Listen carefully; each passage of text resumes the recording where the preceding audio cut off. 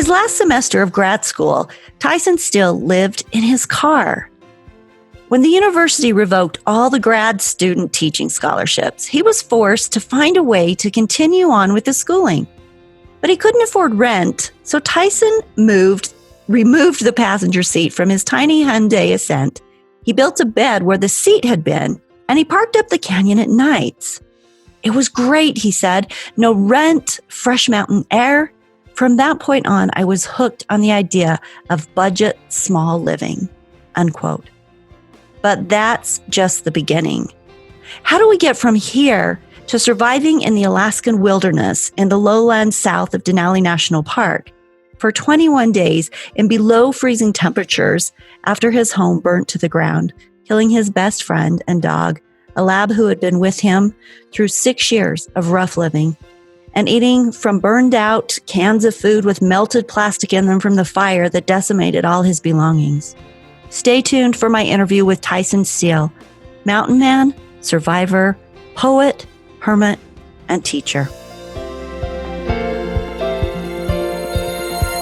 Stories are our lives in language.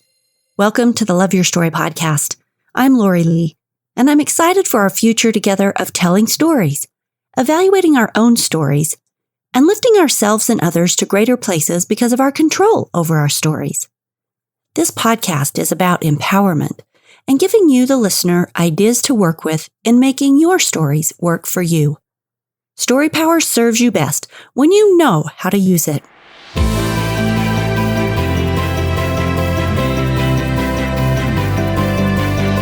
Tyson, welcome to the Love Your Story podcast.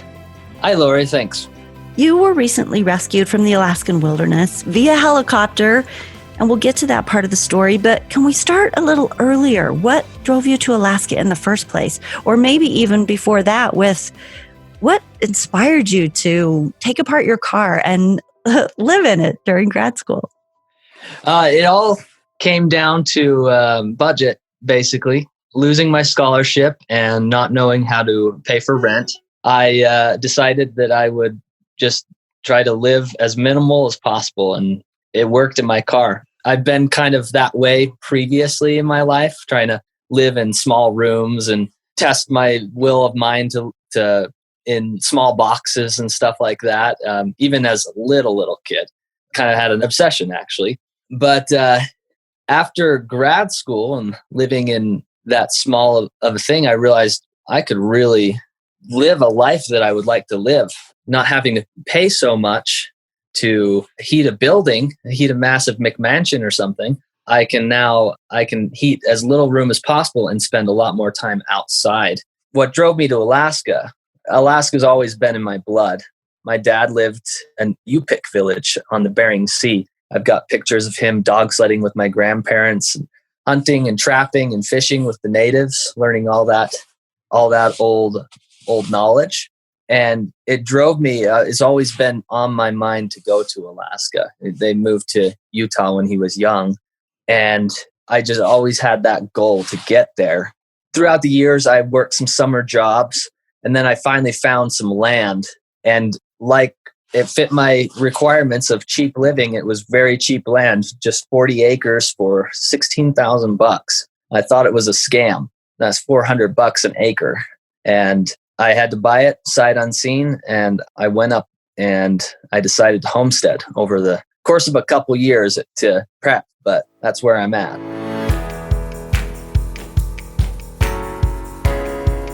How did you dare buy it sight unseen if you thought it was a scam? You just thought, well, if it's not a scam, it's going to be pretty cool. Yeah, it was like a third of the price of plots in the area. I'm like, there's no way that's possible. And it's at a pristine top of the hill location. It's surrounded by state land, and it's bordered by river, and it's fully wooded, the whole thing, with big tall trees. I called a couple real estate agents. I'm like, this can't be real. It seems way too good to be true. And apparently it was just an old widow who's trying to get rid of something so she could have some cash in the last years of her life. She was sick or something. And I hopped on that. I was actually living in China at the time. So I had to fly to a bunch of places to verify my identity at the U.S. Embassy and all this stuff. And it wasn't till 9 months later that I actually saw it. And that was a disaster in itself. It took 7 days to hike there because we could only land so close by float plane. There was a reason it was so cheap. I was going to say, did you know that going in that there was like no access to it? I speculated and I saw that there were only nearby lakes that I could land on, but I did not know how crazy the terrain would be. The terrain is just boggy, swampy. Right off the plane, it was right up to my hips. It took all day to hike a 1/4 mile. Wow, that's incredible. So how do you even get to your homestead then? If it's 7 miles of that, is it 7 miles of bog? Well, it's 3 miles from the lake that I have to land on. Oh, okay. And it's all bog, hills, willows that are just intertwining like crazy. The branches just go sideways, so you have to cut through them. Yeah, that stuff's horrible to get through. Oh, yeah. And Devil's Club, it's a big spiny plant that's as tall as a human with terrible spines that dig into your skin. And I also had 2,000 pounds of gear. So that's I could have hiked it in a day, but I had all the gear that I had to have with me. Did you pull it? Were you pulling it on a sled? How do you carry 2,000 pounds of gear? Just one backpack full at a time. Go to a river, travel half a mile, go back and forth, back and forth. Oh my gosh, you're a glutton for punishment. That is such hard work. I had my GPS on the whole time. I logged about 300 miles in a month with all the back and forth. You are a true mountain man. Wow. I actually had to abandon some of the gear, and it's still out there 2 years later. It's still out there. It's like big sledgehammers and vices, all the heavy stuff. All the stuff you needed to build with. Yeah. So luckily, I still have it, and I'll get it next year. So once you set up your homestead, what does setting up a homestead mean? Okay, so that initial property that I just mentioned was my first property, my first 40. I call it my upper 40. I purchased this lower 40 is what I call it, this September, 2019, September. 2 years ago, I met an old man in the woods, an old hermit at this lower 40 acres. He'd been living there for 20 years, didn't know what Amazon, Facebook, YouTube was. He didn't know what any of those things were. And he had grown all of his food in greenhouses. And he had a really nice, full, complete setup. Vietnam veteran. He had all these conspiracy theories because of some of the stuff that he'd seen in Vietnam, doing some crazy things with the CIA and stuff like that. And he just didn't want anything to do with it anymore. He wanted to just get away from it all. And I established a really good friendship with him and talked with him over the years. But this last summer, 2019, he passed away. And it was kind of in an unwritten will to kind of put me first in line to purchase the property because he knew that I had a care for that area of the land, that I had a dedication to get there. And it was sad that he died, but it was tremendously helpful to get leg up on my homesteading project. So to answer your question from a bit ago, to homestead, I need access, one, and he has an airstrip. So now that I have it, I can land right on the property. Oh, wow. That's a huge difference, isn't it? Oh, yeah. Very huge. There's 3 miles of roads all within that 40 acres that he's built. So I have access to all the trees that I need for building. There's 7 outbuildings in addition to the cabin, which is now burned down. But I have the other outbuildings, a woodshed, a sawmill, and the sawmill is actually powered by, I mentioned he was an engineer. He re-engineered an airplane engine to power the sawmill. Oh, it's wow. pretty incredible. Kind of scary to start, but it's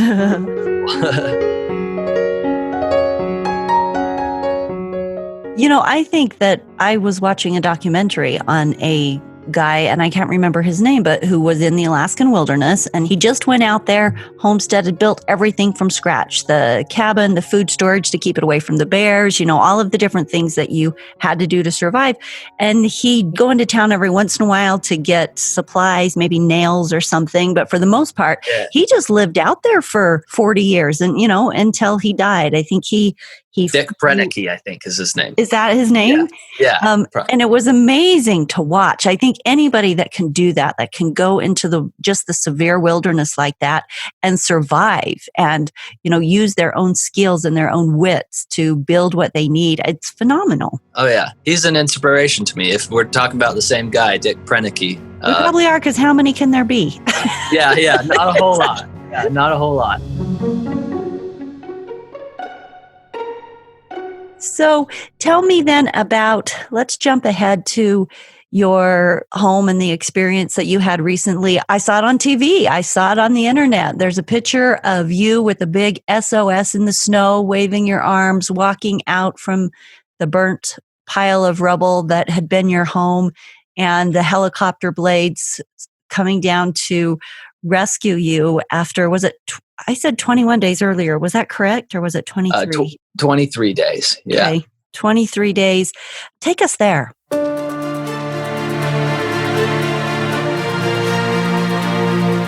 The fire started late one night, 1 or 2 in the morning, when I overloaded the wood stove with a piece of cardboard. I tried to just start it up quickly. I was cold. It was -15. I had let the coals die down. I planned to just start a fire real quick and go back to sleep. And when I was going back, starting to drift off back to sleep, fire started dripping from the ceiling above me, like plastic drips of fire. The Vietnam vet who lived there previously, he had built his cabin with a lot of tarps and plastic. He used 1x4s, and I knew it was a fire hazard, but I figured since he'd lived there for so long, I'd be able to use that as a base camp to start something new. How long had you been living there at this point? 3 months, 2 full years in Alaska. I was a winter caretaker last year, and then I worked at a fishing lodge for the summer.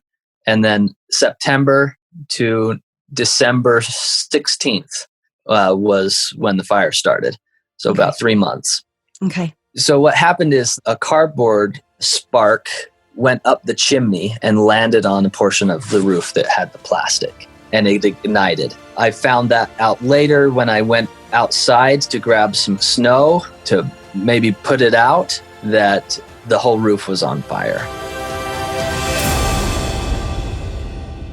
And at that point, I only really had seconds to react because it had so much plastic. It was spreading really fast, spreading almost like gasoline. And there were 2 thoughts that came to my mind. I need survival gear and I need to get my dog out of there.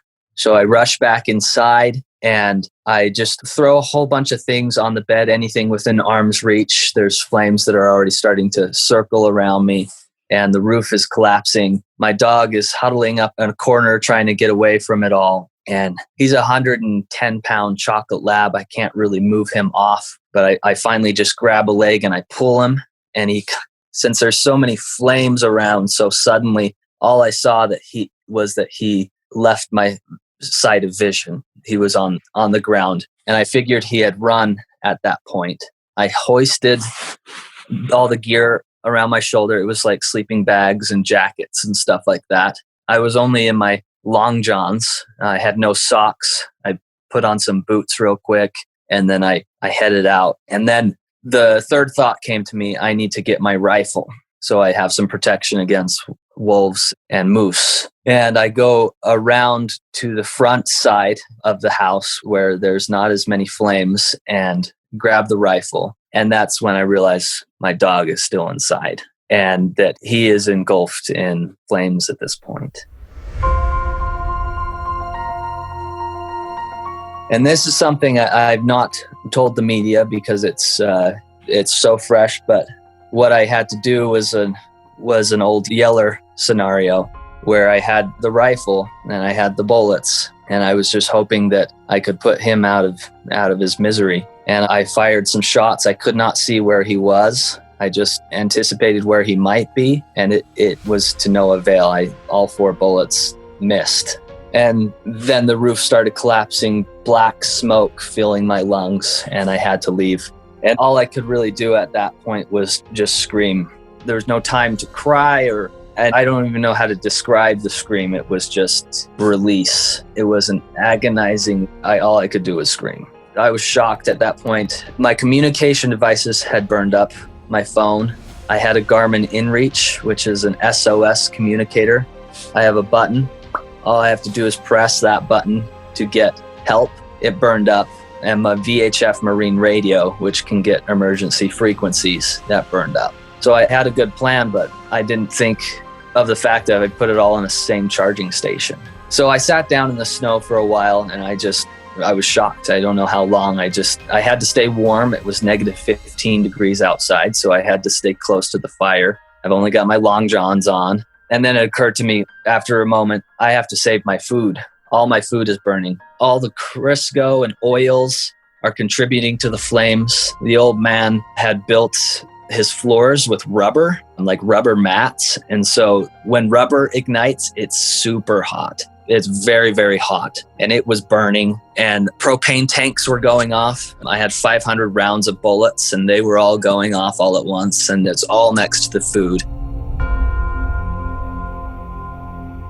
So it was like a war zone as I'm trying to put shovels of snow onto the flames to put them out, but they're not going out. And it took 8 hours from 2 a.m. to about 10:30 in the morning. That's about when the light shows up in that portion of Alaska. I was working to put out the fire, and I made an inventory of my food, and I could eat 2 cans a day for 35 days approximately. And they're just mystery cans because all the labels are burnt off. The food inside has boiled and has burst open, and the smoke is circulated inside the can, so everything tastes like plastic.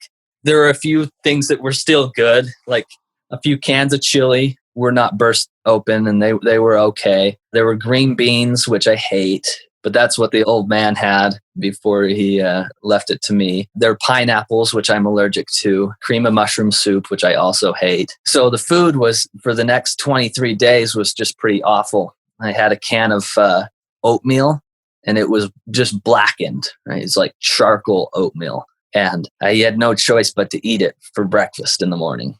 Wow. You got nothing going on there. You can't even wait for a good meal to make you happy. Yeah. Wow. Oh, Tyson, I am so sorry for your loss. Thank you. It was hard, and the imagery that comes to my mind, it's really tough. It keeps me up at night. And at this point, it's really only been a couple of weeks. Weren't you just rescued a few weeks ago? Yeah, I was rescued on January 9th, from December 16th to January 9th. I had Christmas alone. I had New Year's alone. I gave myself an extra portion of canned peaches, though, on Christmas. That was my gift to myself.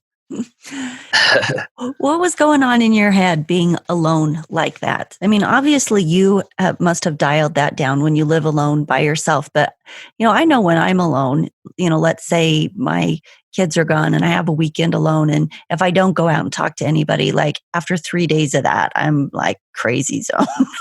Yeah. How do you go for long extended times having no one to talk to? And particularly in that space where, you're struggling to stay warm, you don't have enough food to even heat your internal furnace of, to run your body. And I mean, you're in just dire straits here. Where was your mind?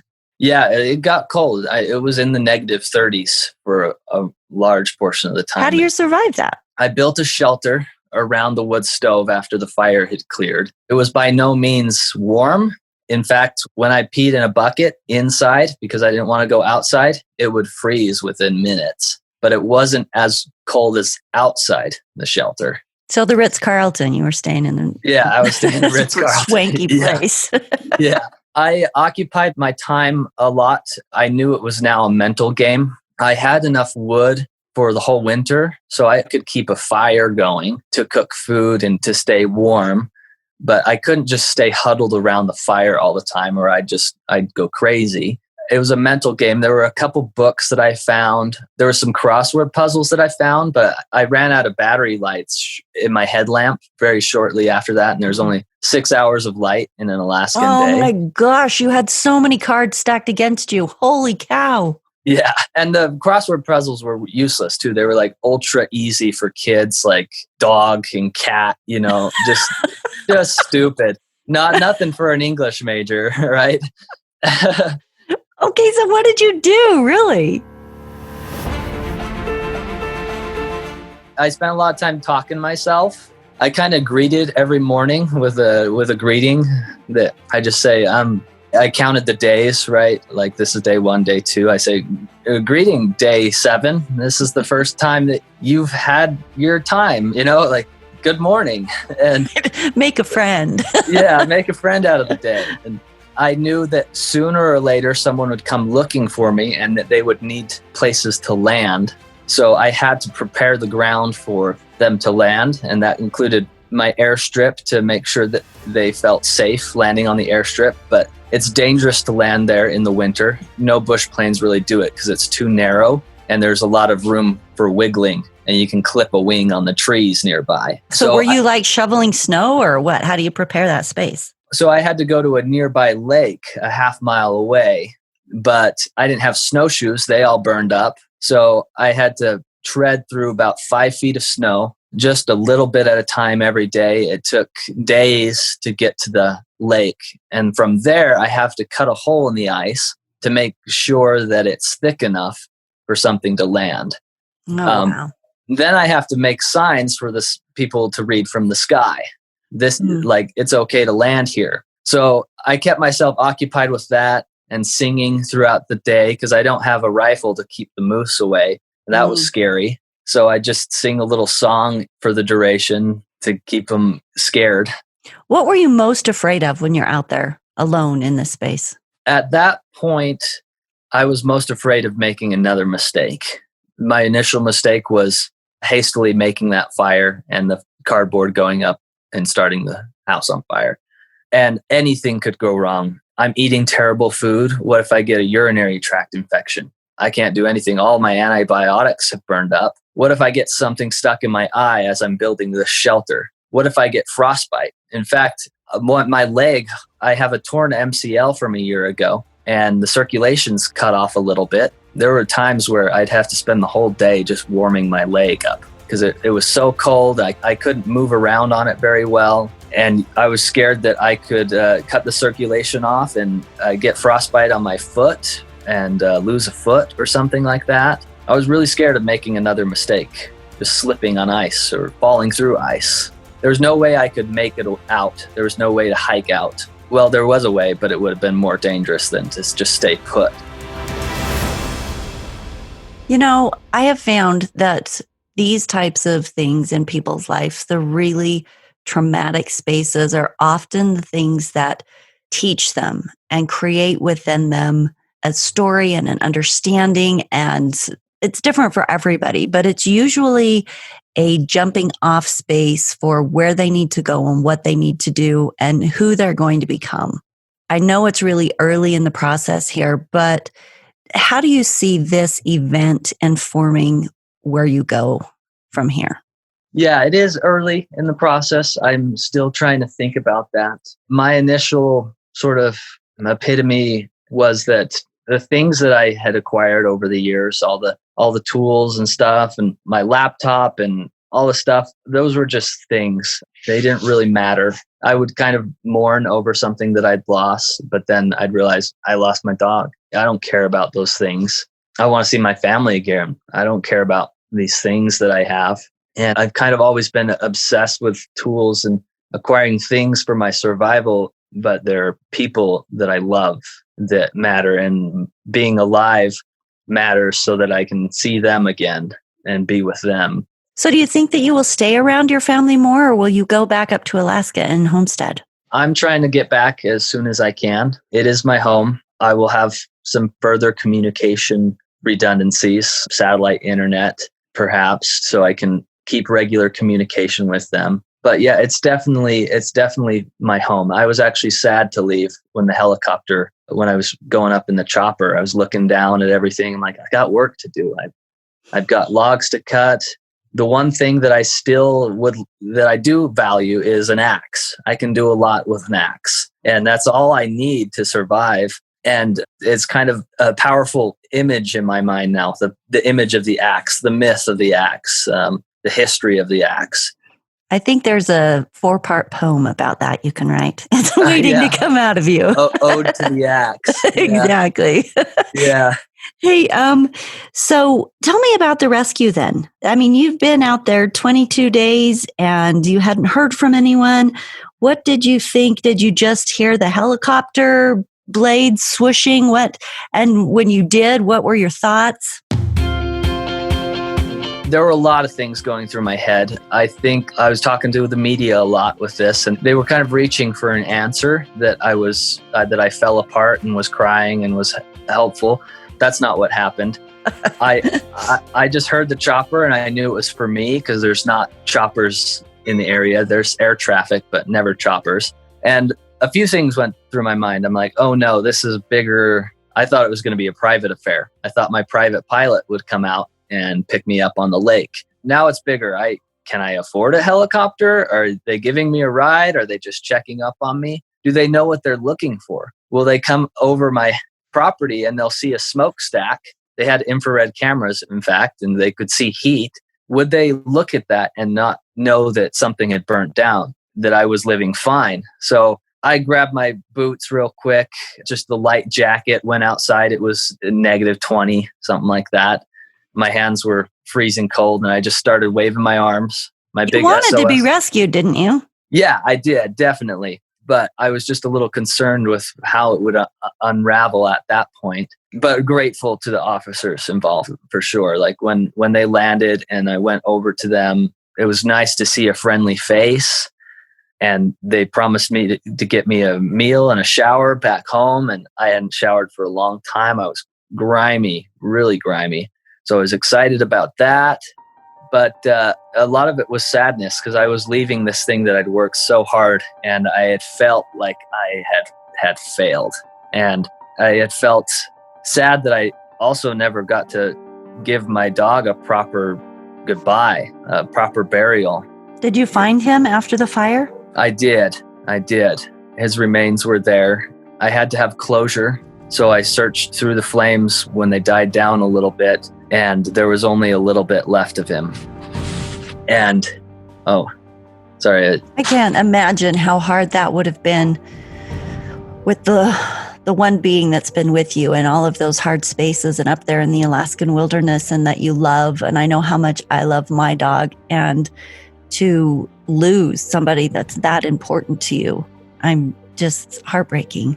And then to live with that and, through the rest of the ordeal. Yeah, his remains are still up there and I feel a little guilty that I wasn't able to do anything with it. And it was a very, very hard mental, psychological thing that going on. I know you have a path ahead of you still. This is so fresh and the experience so fresh that there's a lot of work to be done yet. Yeah. Of just living and experiencing and feeling and healing. Yeah, I'll heal and then I've just got to rebuild. I'm pretty set on it. Like I said, it's my home and it's going to be hard to go back, see the memories, walk the same trails that I did with my dog.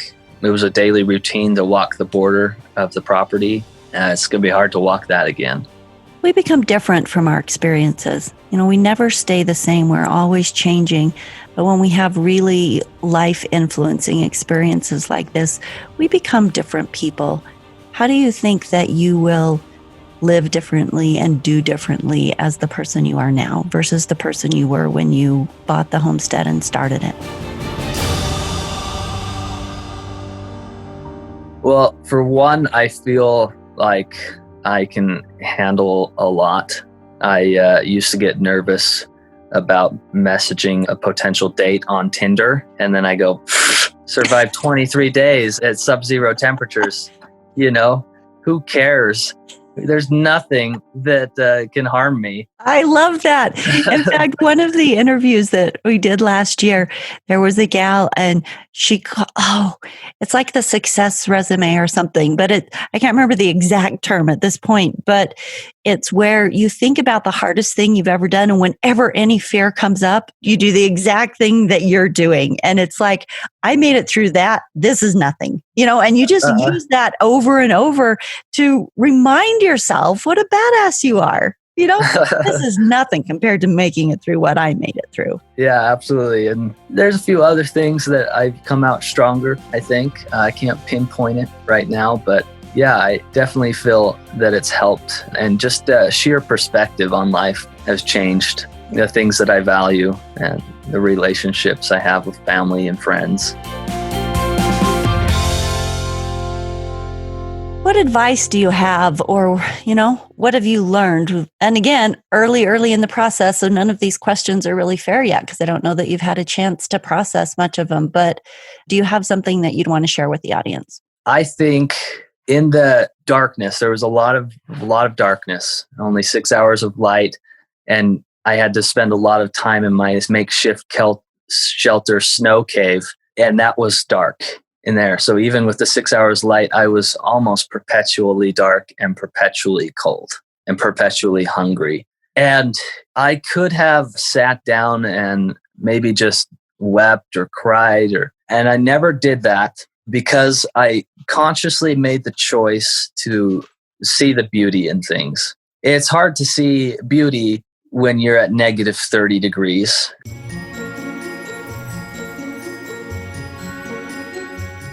But you look at the snow around you, and it's just this white wonderland. In fact, it was snowing on Christmas, and I sang that Winter Wonderland Christmas song, whatever it is, just to make things light. There was one time a moose came out and trampled my SOS sign, and I was scared because it could easily trample my makeshift shelter and everything. I don't have a gun. I happened to be hungry for a steak that morning, and I just looking at that like, oh, you're a big lump of steak. But I looked at it for a moment and had about a 5-minute staring contest, and I just saw the beauty in the moose and just had a conversation with it. Like, listen, I don't have a gun. Please don't hurt me. Live another year, And then I look at the moon. There was a full moon one night that was just so bright, brighter than I've ever seen. And it was beautiful. And the northern lights would come out early on, in like day 2 or 3, there were the northern lights just twinkling green and pinks in the sky. And it was stunning. It was stunning. Despite my circumstances, everything around me was stunning and beautiful. And I clung to those moments, even though I had so much pain and hurt. And I think that's important, to see the beauty in things, because there is beauty everywhere. And that's the poet in me, I suppose. But I literally can see beauty in any hardship. And it kept me sane, I think. Thank you so much for sharing your story. Absolutely. Yeah. Thanks for having me. How long do you think that you will be down in Utah with your family? When do you plan to go back? I would like to go back in late March when the ice is still solid and I can take some snow machines out and haul some freight and get some building materials out there so that come spring, I can start building. You're hardcore, Tyson. Thank you.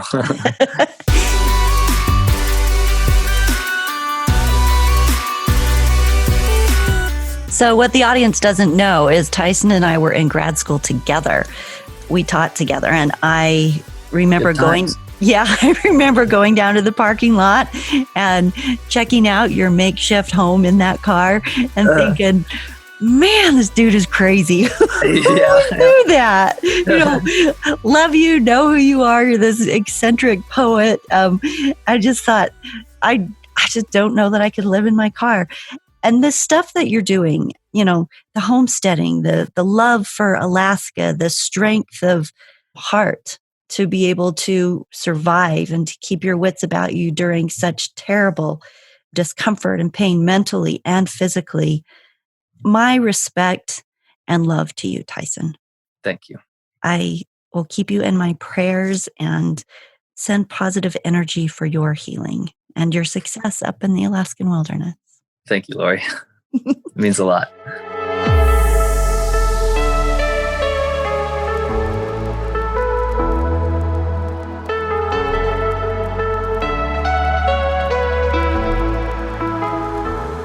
I'm grateful to Tyson for sharing his story, especially with it being so new and raw. But I really liked his takeaway, this idea of when we get into our hard times of looking for the little pieces of beauty, for the magic, for the things that are there before us that we can focus on, that we can look for the light. Couple of announcements before we break off here. In 2020, I started a new section of Love Your Story called Tell Your Story. If you are interested in collecting your story in audio format for whoever, posterity, personal history, or if you have a family member or a friend that you would like to have privately interviewed to collect their story, contact me at loriJlee@msn.com and tell your story in the subject line. Remember the website, loveyourstorypodcast.com. You can access all of the past 160 plus episodes. Share them, listen to them. We've got pictures. Whoever's being interviewed, their picture is on the cover there. You don't get that when you're on Apple Podcasts or Stitcher. So the website's a fun place to go because you can see the people that are speaking. Have a great week, people. Share the love, and I will see you in 2 weeks with the next episode of the Love Your Story podcast.